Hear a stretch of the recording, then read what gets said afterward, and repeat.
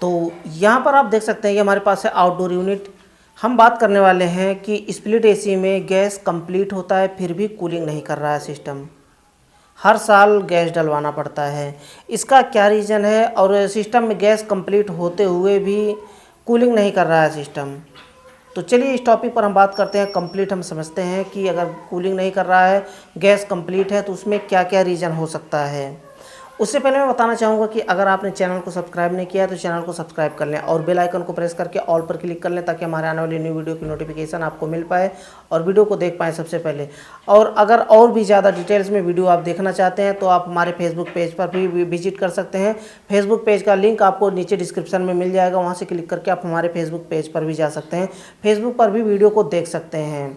तो चलिए हम बात करते हैं कि आखिर ये सिस्टम कूलिंग क्यों नहीं करता है। हमें चेक कहाँ से करना है, क्या क्या रीज़न होता है, हम बात करते हैं। ये हमारे पास आउटडोर यूनिट है।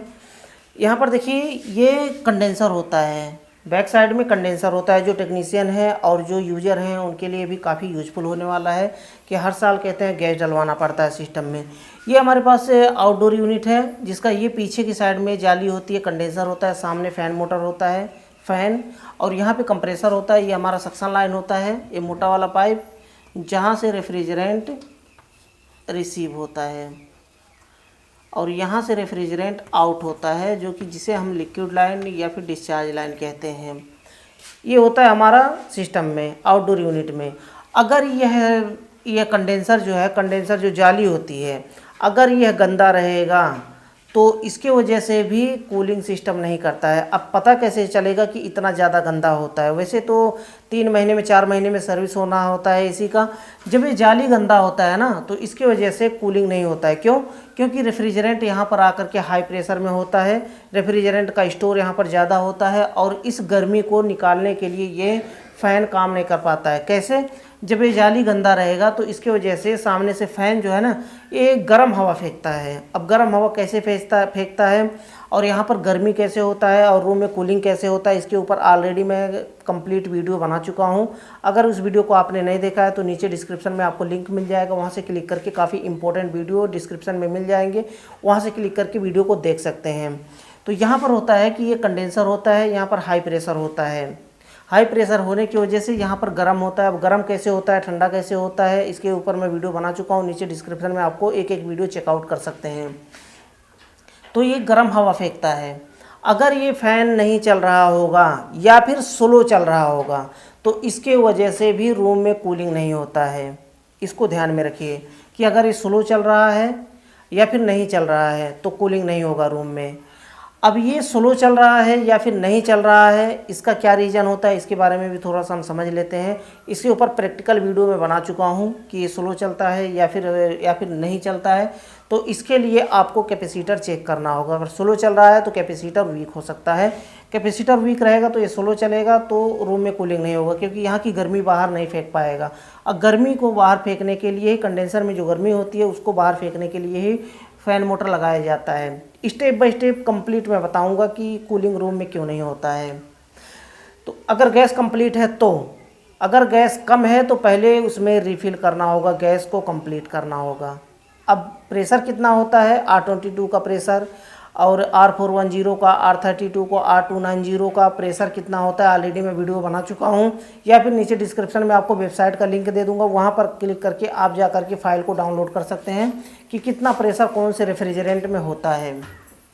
अगर मानिए यहाँ पर R22 है सिस्टम में, R22 जो कि पुराना रेफ्रिजरेंट है, या फिर R410 है, R410 है, तो इसका प्रेशर कितना होना चाहिए। R22 है तो 60 से 65 PSI गर्मी के समय में, यानी कि अप्रैल से लेकर के मई, जून, जुलाई, अगस्त तक इसमें 65 का प्रेशर होना चाहिए।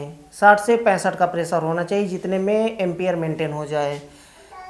तो यहाँ पर 60-65 का प्रेशर R22 का होना चाहिए। R410 का प्रेशर जो है मई, जून, जुलाई, अगस्त तक, इसमें 410 का प्रेशर जो होता है 130 PSI से 150 PSI तक होता है। लोग कहते हैं 120 से 130 PSI, नहीं, मैं इसके ऊपर एक्सपेरिमेंट कर चुका हूँ नए सिस्टम के ऊपर। R410 का प्रेशर 130 PSI से 150 PSI के बीच में होना चाहिए, तब ये कूलिंग मेंटेन करता है। ये तो हो गया इसका प्रेशर R22 का, R410 का। R22 का प्रेशर अगर कंप्लीट है तो तब आपको चेक करना है कि कहीं गंदा तो नहीं। अब गंदा चेक करने के लिए आपको ये टॉप में जो आउटडोर सिस्टम होता है ना, टॉप में वहाँ पर ऐसे हाथ मारेंगे तो यहाँ पर सामने से बहुत तेज़ी से धूल मिट्टी बाहर फेंकेगा, तो समझ जाइए बहुत ज़्यादा गंदा है। अगर ऊपर ऐसे मारेंगे, हाथ से ऐसे मारेंगे तो बहुत तेज़ी से धूल मिट्टी बाहर फेंकेगा, तो समझ जाइए कि बहुत ज़्यादा गंदा है, उसे सर्विस करने की, धोने की ज़रूरत है। अगर गंदा रहेगा तो कूलिंग नहीं होगा, इसको समझ लीजिए, रेफ्रिजरेंट रहते हुए भी। ये तो हो गया। अगर स्लो चल रहा है तो कैपेसिटर को चेक करेंगे, अगर नहीं चल रहा है तो फैन मोटर को, हो सकता है फैन मोटर ख़राब हो गया हो, या तो कैपेसिटर वीक हो गया हो, या तो वायर इसके कट गए हों। तो इसको डायरेक्ट आपको चेक करना है। फैन मोटर को डायरेक्ट कैसे चलाना होता है ऑलरेडी मैं वीडियो बना चुका हूँ। तो इसको चेक करना है कि किस तरह से फैन मोटर को चेक किया जाता है। फैन मोटर नहीं चल रहा है तो उसको पहले चलाइए फैन मोटर को, अगर ये नहीं चल रहा है तो, या फिर स्लो चल रहा है तो भी कैपेसिटर चेंज करके देखिए। अब हम बात करते हैं कि फ़ैन मोटर तो हमने चेक कर लिया, गंदा है तो सर्विस हमने कर लिया, फिर भी कूलिंग नहीं हो रहा है तो गैस को चेक करेंगे। गैस कम है तो गैस को रिफ़िल करेंगे, चाहे जो भी रेफ्रिजरेंट हो उसके प्रेशर के हिसाब से हमें, और उसके साथ में किलोमीटर भी लगाना है ताकि एम्पियर भी मेंटेन हो जाए।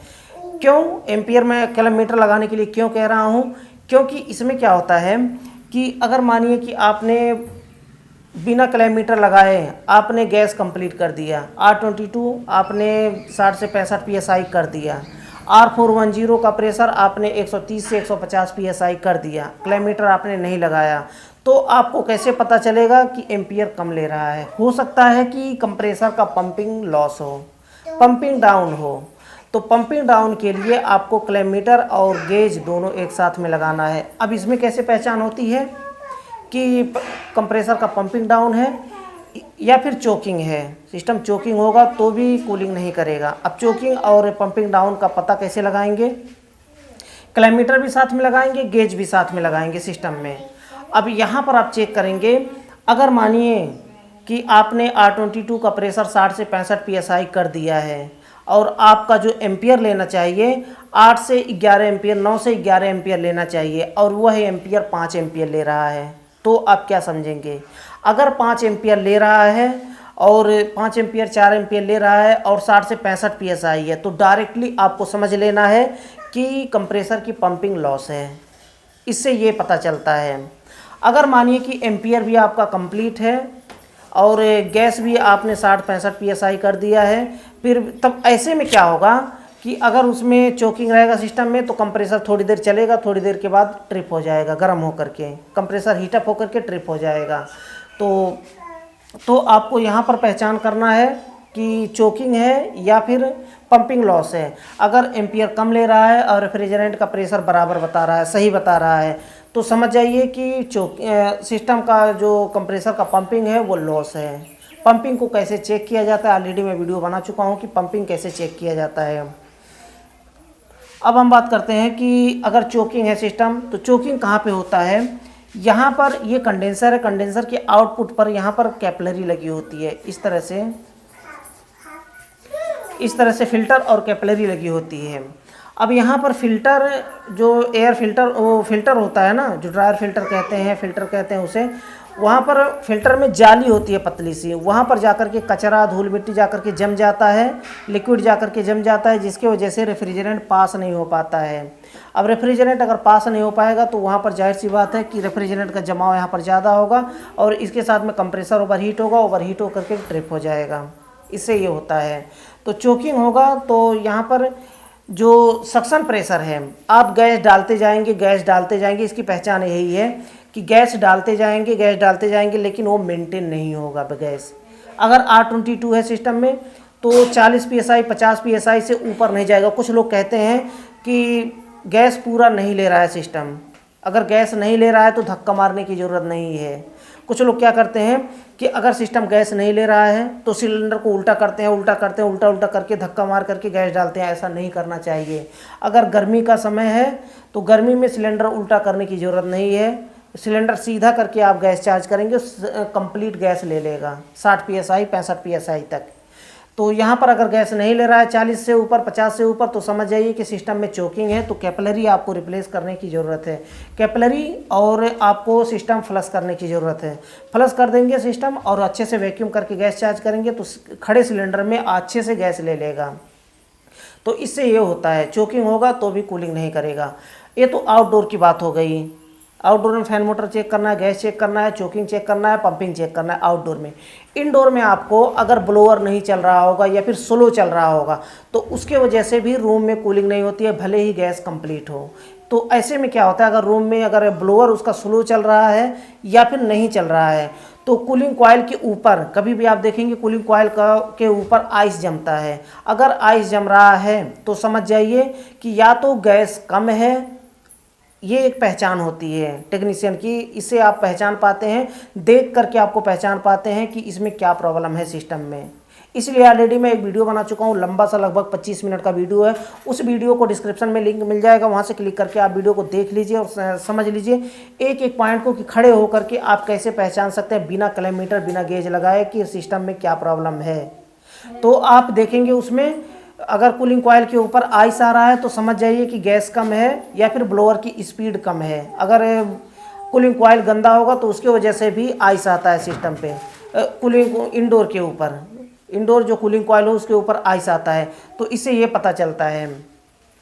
तो अगर ब्लोअर की स्पीड कम है तो आप कैपेसिटर को चेक करें, ब्लोअर मोटर को चेक करें। हो सकता है ब्लोअर मोटर आप स्क्रू ड्राइवर डाल करके घुमा करके देखें, अगर जाम है तो भी ऐसा होता है, अगर जाम है तो बेयरिंग चेंज करने की ज़रूरत है। तो ऐसे में आपको एक एक करके पहचानना है कि सिस्टम में क्या प्रॉब्लम है। आई होप कि आप समझ गए होंगे। फिर भी कोई डाउट रह जाता है, कोई क्वेश्चन रह जाता है तो बेझिझक आप मुझसे कमेंट बॉक्स में पूछ सकते हैं, मैं उसका रिप्लाई जल्द से जल्द देने की कोशिश करूँगा। तो एक छोटा सा वीडियो था, छोटी सी जानकारी। अगर वीडियो पसंद आए तो वीडियो को लाइक जरूर कर दें। लास्ट में बताना चाहूँगा, चैनल को सब्सक्राइब नहीं किया तो चैनल को सब्सक्राइब कर लें और बेल आइकन को प्रेस करके ऑल पर क्लिक कर लें ताकि हमारे आने वाली न्यू वीडियो की नोटिफिकेशन आपको मिल पाए और वीडियो को देख पाएँ सबसे पहले।